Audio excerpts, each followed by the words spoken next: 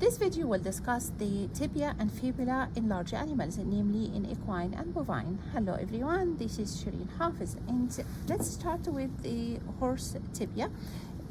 Proximal extremity, distal extremity, and body or shaft. So the proximal extremity has the medial condyle and lateral condyle. Again, which one is which? The one that's closer to the extensor groove, so this is the extensor groove. It's between the lateral condyle and tibial tuberosity, so that makes this one the lateral condyle. So this is medial condyle, and this is intercondylar eminence.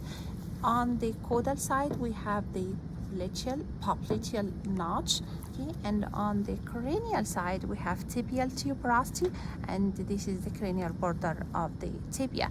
And again, on the lateral side, this is your extensor groove for the long distal extensor. Then we go to the distal extremity of the tibia. So we have the cochlea, and it has these grooves in here, and look how oblique that is. So that fits perfectly with the talus in the horse. It has, like, they fit perfectly together. For the, oh sorry, one more thing.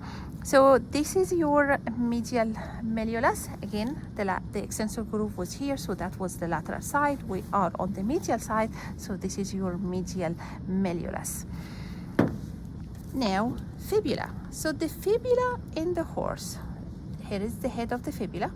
It articulates here on the lateral condyle of the tibia, and the body is reduced, and then the distal extremity of the fibula is fused with the distal extremity of the tibia.